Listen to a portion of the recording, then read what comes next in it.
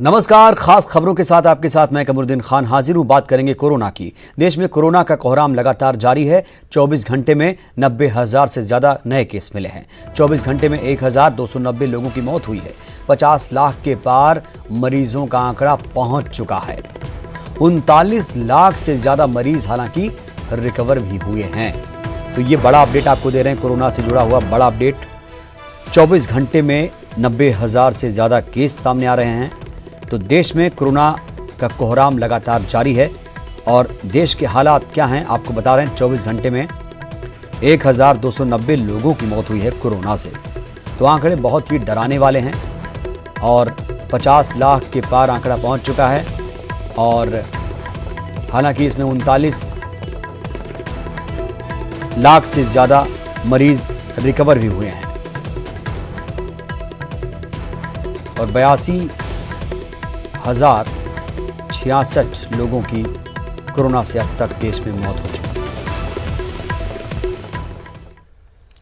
इधर एमपी में कोरोना की रफ्तार पर ब्रेक नहीं लग पा रहा है। 93,000 के पार संक्रमितों का आंकड़ा पहुंच चुका है। 24 घंटे में 3,074 नए मामले सामने आ चुके हैं। 24 घंटे में 36 मरीजों की जान भी गई है। अब तक 69,669 मरीज रिकवर भी हुए हैं। तो ये है मध्य प्रदेश का आंकड़ा, आपको दिखा रहे हैं। मध्य प्रदेश में कोरोना की रफ्तार किस तरीके से बढ़ रही है वो दिखा रहे हैं आपको। 93,000 के पार अब संक्रमितों का आंकड़ा यहां भी पहुंच चुका है। 24 घंटे में 3,000 से ज्यादा नए केस सामने आए हैं।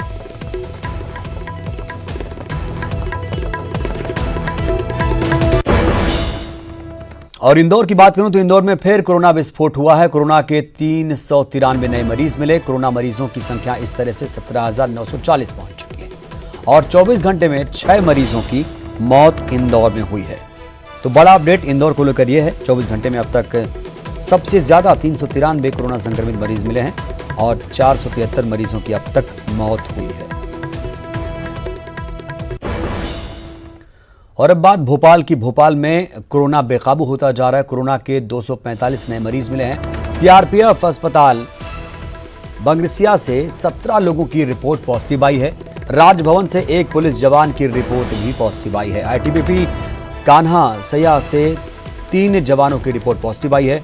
ईएमई सेंटर से एक शख्स की रिपोर्ट पॉजिटिव आई है। नेहरू नगर पुलिस लाइन से एक व्यक्ति संक्रमित निकला। पुलिस कंट्रोल रूम से एक व्यक्ति की रिपोर्ट पॉजिटिव आई है। हनुमानगंज थाने से 2 जवानों की रिपोर्ट भी पॉजिटिव आई है। पुलिस लाइन्स जहांगीराबाद से 2 लोग कोरोना संक्रमित पाए गए। आरके अस्पताल से एक व्यक्ति की रिपोर्ट पॉजिटिव आई है। जीएमसी से 5 लोग कोरोना संक्रमित निकले हैं। साकेत नगर से एक ही परिवार के 3 लोग कोरोना पॉजिटिव पाए गए। इब्राहिमगंज से एक व्यक्ति की रिपोर्ट पॉजिटिव आई है। रेलवे कॉलोनी हबीबगंज से एक व्यक्ति की रिपोर्ट पॉजिटिव आई। रेलवे कोच फैक्ट्री से एक व्यक्ति कोरोना संक्रमित निकला। आईसर क्वारंटीन सेंटर से एक व्यक्ति पॉजिटिव पाया गया। लखेरापुरा से एक ही परिवार के 3 सदस्यों की रिपोर्ट पॉजिटिव आई है। पीएनबी कॉलोनी ईदगाह हिल्स से 3 लोग कोरोना संक्रमित निकले। 74 बंगलों से एक व्यक्ति की रिपोर्ट पॉजिटिव आई। डिप्टी सेक्रेटरी ऑफिस के एक व्यक्ति की रिपोर्ट पॉजिटिव आई। MLA टेस्ट हाउस से एक कोरोना संक्रमित पाया गया है। SBI बैंक से एक व्यक्ति कोरोना संक्रमित निकला है। अरेरा कॉलोनी से 4 लोग कोरोना संक्रमित निकले हैं। तो यह है भोपाल की तस्वीर।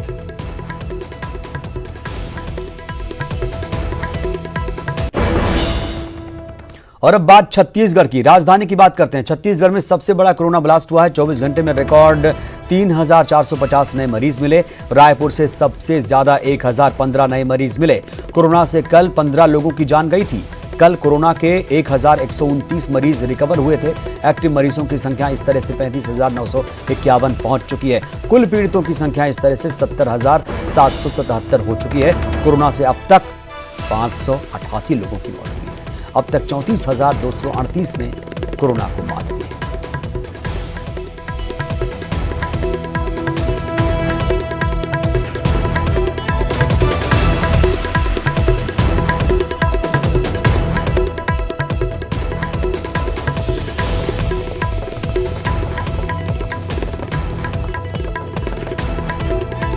छत्तीसगढ़ में सबसे बड़ा कोरोना ब्लास्ट हुआ है।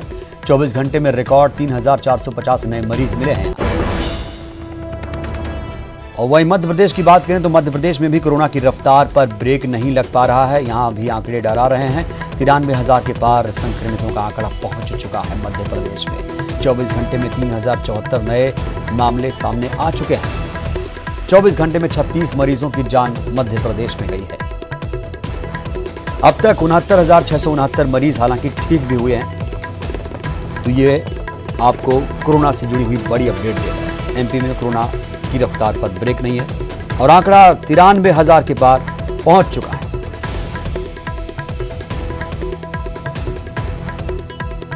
हालांकि लोग अपने अपने तरीके से नियमों का जरूर पालन कर रहे हैं।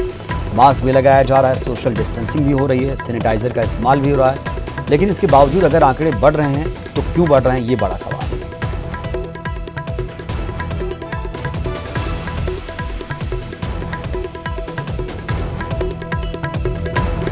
तो चलिए और ज्यादा जानकारी के साथ बात करते हैं। जितेंद्र शर्मा हमारे सहयोगी भोपाल से जुड़ रहे हैं, विकास चौहान हमारे संवाददाता इंदौर से और ममता लांजेवार हमारी सहयोगी रायपुर से जुड़ चुके हैं। सबसे पहला सवाल जितेंद्र आपसे, क्योंकि हम देख पा रहे हैं कि अब थानों को भी कोरोना अपनी चपेट में ले रहा है, पुलिसकर्मी जवान भी इसकी चपेट में आ रहे हैं, और क्या वजह है कि कोरोना की रफ्तार पर मध्य प्रदेश में ब्रेक नहीं लग पा रहा है? देखिए कमरुद्दीन, अगर बात करें तो लोग अभी भी पूरे मामले को लेकर अवेयर नहीं हुए हैं। अगर पिछले 10 दिनों की बात करें तो 10 दिनों में 38 लोगों की मौत हो चुकी है और वहीं लगातार जो आंकड़ा 2,500 के पार पॉजिटिव लोगों का पहुंच चुका है। और प्रदेश भर में अगर बात करें तो भोपाल तीसरे नंबर पर एक्टिव केस के मामले में है। पहले नंबर पर इंदौर है, दूसरे में ग्वालियर है। कह सकते हैं कि भोपाल वासी अभी भी इस पूरी चीज को लेकर अवेयर नहीं है। लगातार लोग भीड़ और झुंड में घूम रहे हैं। देर रात तक भी बाजार खुले हैं। हालांकि भोपाल के जो बाजार हैं अब एक तय सीमा से आज शाम 7 बजे तक बंद हो जाएंगे, मगर लोगों की जो भीड़ है कहीं ना कहीं बढ़ती जा रही है। लोग अभी भी कोरोना को बहुत हल्के में ले रहे हैं और लगातार इस तरह के मामले बढ़ते जा रहे हैं। आज भी लगभग 250 के तकरीबन जो कोरोना पॉजिटिव की संख्या आ चुकी है और ये जो आंकड़ा लगातार बढ़ते ही जा रहा है, जो कहीं ना कहीं चिंता का विषय बना हुआ है। बिल्कुल, तो कहीं ना कहीं लोग लापरवाही बरत रहे हैं, बेखौफ हो चुके हैं। अब ममता, हमने देखा कि जब बाजार खुले रहते हैं तो लोगों की ज़्यादा भीड़ हो जाती है। क्या अनलॉक 4.0 5.0 का असर है कि लोग अब धड़ल्ले से निकल रहे हैं बेखौफ होकर? कोरोना का डर नहीं है अब लोगों में?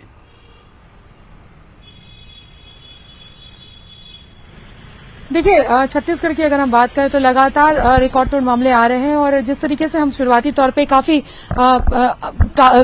एक तरह से कहेंगे राहत भरे माहौल में थे कि और राज्यों की अपेक्षा हमारे यहाँ मरीज बेहद कम थे, लेकिन अब अगर हम बात करें तो हम उन राज्यों को भी क्रॉस करते जा रहे हैं। कल अगर बात करें तो 1,051 मरीज सिर्फ राजधानी रायपुर में मिले। रायपुर पूरी तरह से हॉटस्पॉट बना हुआ है, लेकिन उसके बाद भी अगर आप शहर पर देखेंगे तो कहीं भी कोई ऐसा खौफ नहीं दिखाई दे रहा है। धड़ल्ले से लोग बाहर निकले हुए हैं। बाजार में आप देखेंगे तो जमकर वहां पर भीड़ नजर आएगी। उसके साथ ही जो बाजार है, तमाम बाजार, वहां पर भी नियम कायदों की जमकर धज्जियां उड़ाई जाती है। नगर निगम की टीम कहां है ये नहीं पता। वो सिर्फ चौक चौराहों पर एक ही काम बच गया है कि ठीक है, ये भी जरूरी है कि मास्क को लेकर सख्ती की जाए, लेकिन अगर आपको देखेंगे तो पूरा एजेंडा वहीं पर दिखाई देगा।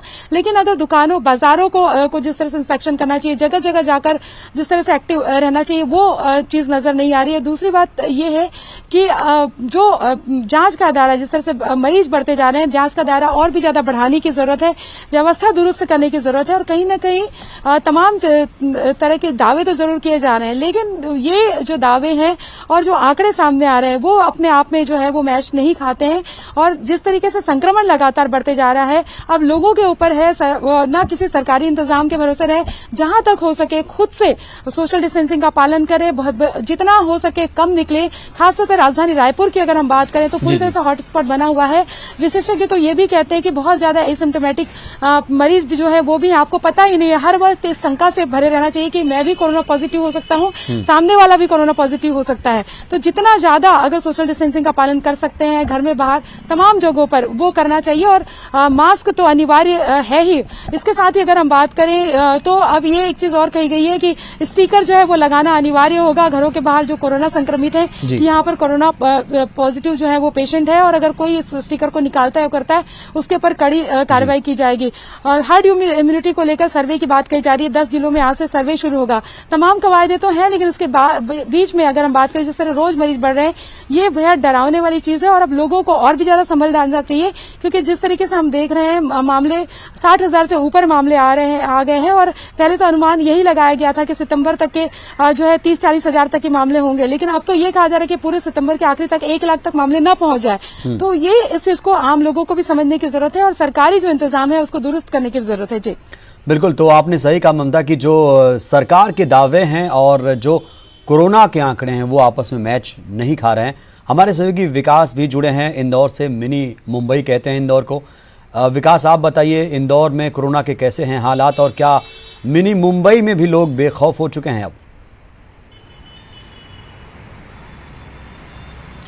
बिल्कुल कमरुद्दीन, अगर बात की जाए तो बीते 24 घंटे में 393 कोरोना संक्रमित मरीजों की पुष्टि हुई है। यदि आंकड़े का अगर जिक्र कर लिया जाए तो ये वाकई में बेहद चौंका देने वाला है। ये आंकड़े सुनने के बाद से आम जनता और प्रशासन जो है कहीं ना कहीं खौफ में नजर आते हैं। हालांकि सभी के मन में शंका इस वक्त यही है कि कहीं वो कोरोना संक्रमित तो नहीं है, क्योंकि जो शहर के कई ऐसे इलाके हैं जहाँ अब तक कोरोना की आमद नहीं हुई थी, दस्तक नहीं हुई थी, लेकिन अब कहीं ना कहीं कुल मिला के सभी इलाकों में कोरोना पहुँच चुका है। और इसके साथ साथ में अभी 5,000 से अधिक मरीजों का जो उपचार है वो इस अस्पतालों में चल रहा है। शहर के विभिन्न अस्पतालों में वो लोग भर्ती हैं और इसके साथ में 17,000 कुल आंकड़ा पहुंच चुका है जो अभी तक पूरे शहर में लोग संक्रमित हुए।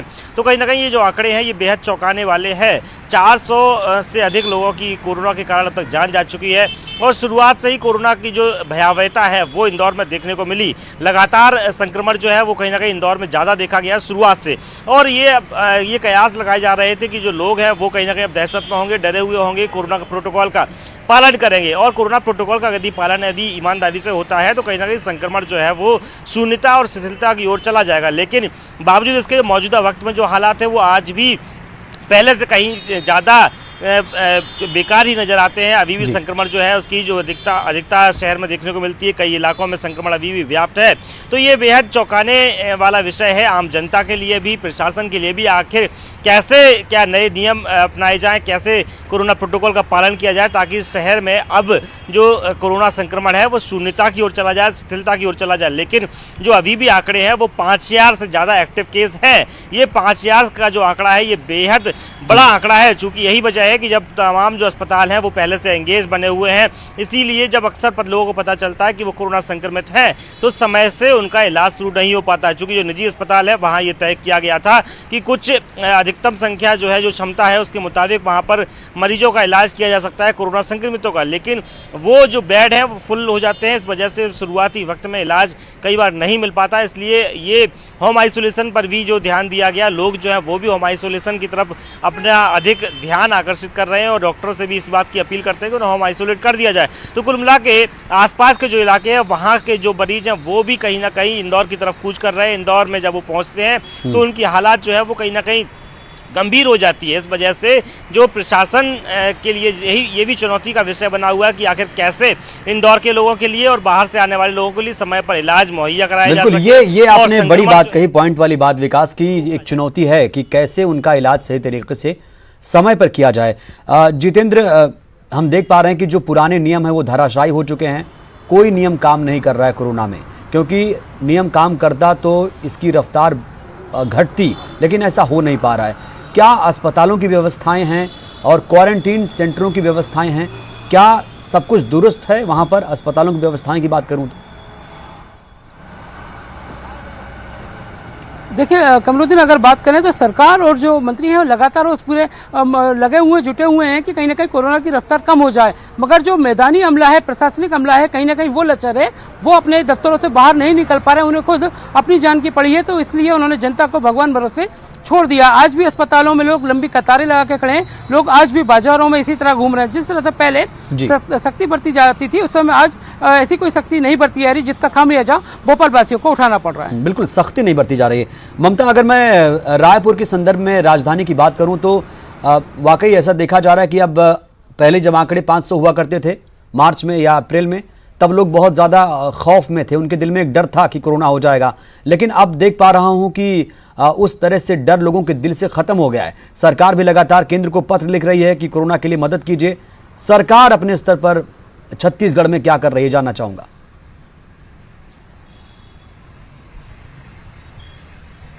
देखिए, अलग अलग तरीके से अगर हम बात करें कि रोज नए कदम उठाए जा रहे हैं, लेकिन उसके बाद भी अगर हम बात करें कि कदम उठाना अलग बात है और उसको अगर बात करें कि नए नियम कायदे बनाए जा रहे हैं रोज, लेकिन उसका अगर धरातल पे कितना क्रियान्वयन हो जाता है ये देखने वाली बात होती है। और वही अगर हम बात करें तो व्यवस्था जो है वो कहीं ना कहीं कई मामलों पे लचर नजर आ रही है।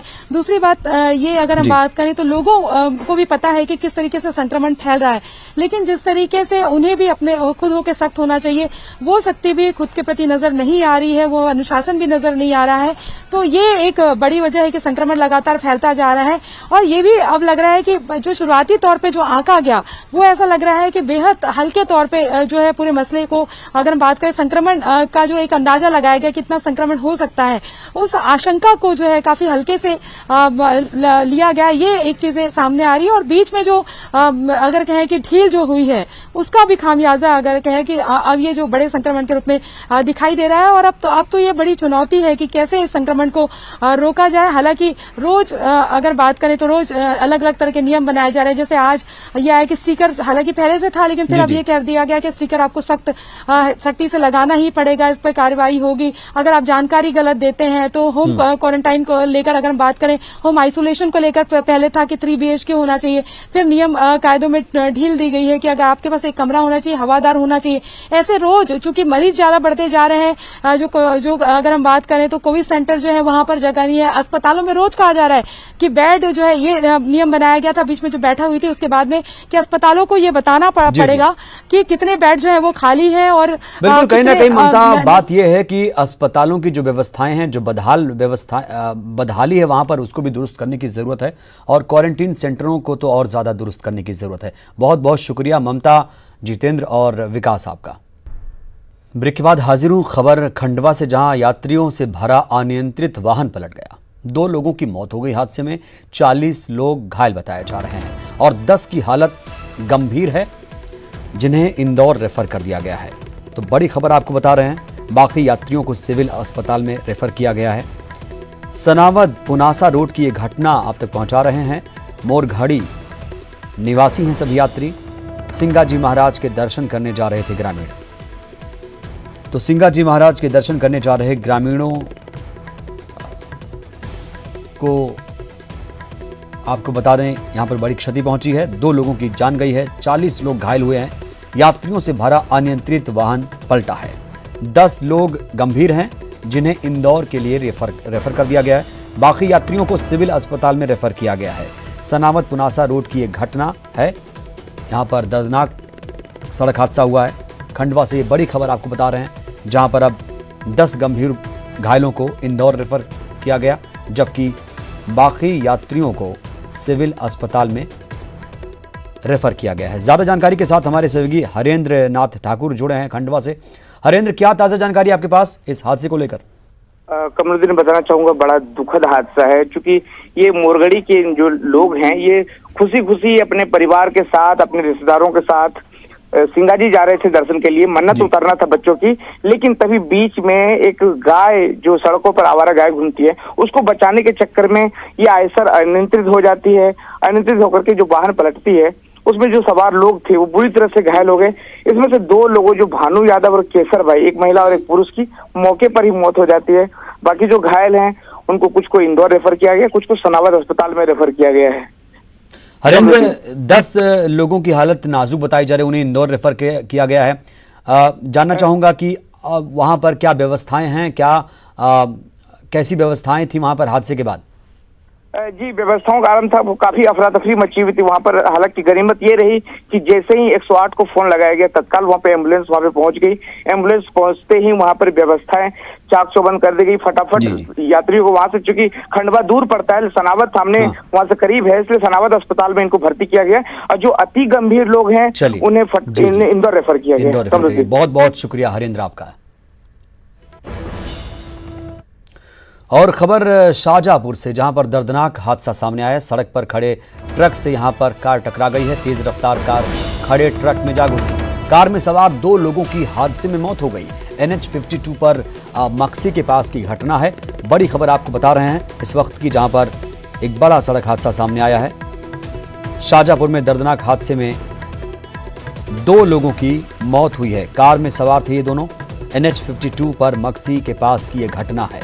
शाहजहांपुर में दर्दनाक हादसा सामने आया, जहां पर सड़क पर खड़े ट्रक से कार टकरा गई और कार में सवार 2 लोगों की हादसे में मौत हो गई। तेज रफ्तार थी कार की रफ्तार तेज थी और वो खड़े ट्रक में जा घुसी। इस तरीके से हादसा हुआ।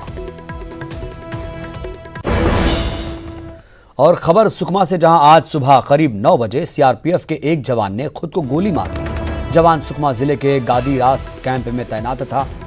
CRPF बटालियन 2 में तैनात जवान कर्नाटक का रहने वाला था। मामले की सूचना मिलते ही CRPF के अधिकारी मौके पर पहुंचे और मामले की जांच की जा रही है।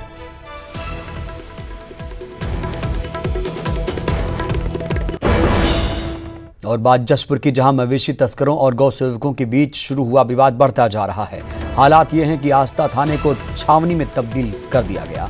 यहां आधा दर्जन से ज्यादा थानों की 100 से ज्यादा पुलिसकर्मियों को बुलाया गया। पूरा विवाद मवेशी तस्करी को लेकर शुरू हुआ, जब 2 पशु तस्कर पिकअप में भरकर मवेशी ले जा रहे थे, जिन्हें गौ सेवकों ने पकड़ लिया। आरोपों के मुताबिक तस्करों ने अपने गांव से लोगों को फोन कर बुलाया और 8 गौ सेवकों की जमकर पिटाई कर दी, जिसके बाद 2 समुदायों के लोग आमने सामने आ गए।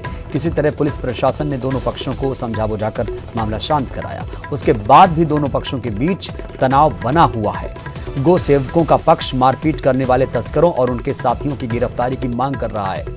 देर रात विवाद बढ़ता देख सरगुजा IG मौके पर पहुंचे और हालात का जायजा लिया। इसके बाद से यहां भारी पुलिस बल तैनात कर दिया गया है।